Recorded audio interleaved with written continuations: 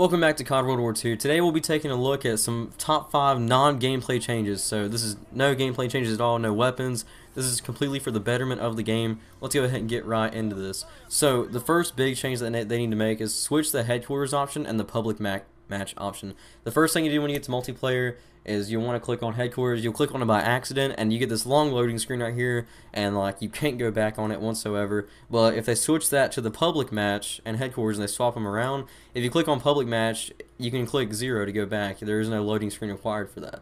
So they make it a lot easier, because a lot of people accidentally hit headquarters. I do it a lot by myself. As you can see right here, headquarters is in the top left corner. They should switch that with public match to make it a lot easier for players.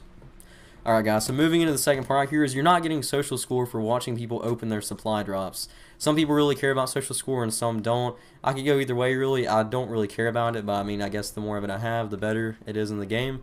But I watch countless supply drops after supply drops and it won't give me social score anymore. And like I watch it from like the moment they open it up and everything, and it's not giving me social score for, you know, watching the supply drops opening. So the fresh supply drops too, not one that's already been opened and I walk up on the guy. Like this guy right here just opened his. I didn't get no social score for that at all.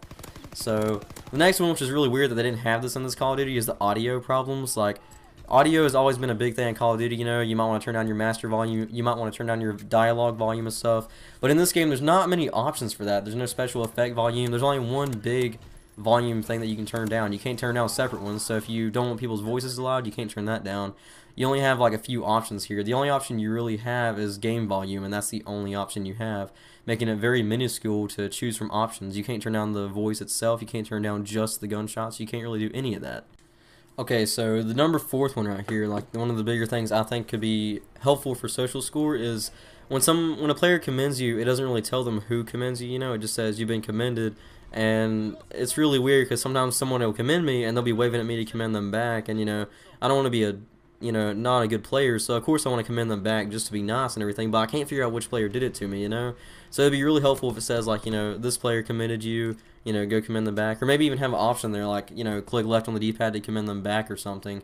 That'd be a really cool and helpful feature to help social score grow in the game and everything. I think that would really help out commending, because sometimes there'll be a random player that commends me and I don't know who it is, so I just start commanding random players like 5 times in a row just to try and figure out who commended me, you know, because I'm trying to be nice.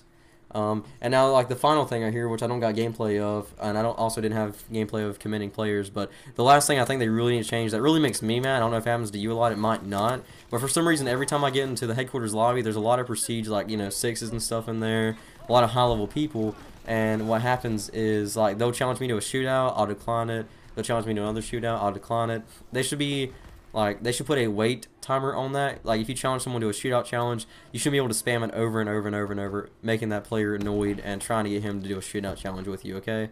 Because some of us don't want to embarrass ourselves if we lose or if we go up against a really good player. So, you know, sometimes we'll say no to the shootout challenge, and if you say no, that should pretty much give the guy an answer that says no, and they should stop spamming you right away like that, trying to get you to do it. It's really annoying, especially when I'm trying to do some of the headquarters like accept orders or go to my payroll. It's really annoying to try and mess around in the headquarters with getting shootout challenges every 2 seconds from the same player, may I add.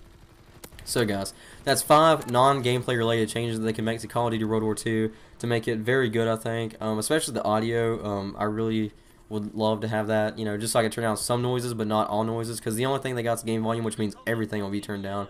I don't really want to turn down that. I just want to turn down some specific noises, like maybe voice or maybe the gunshots, something like that.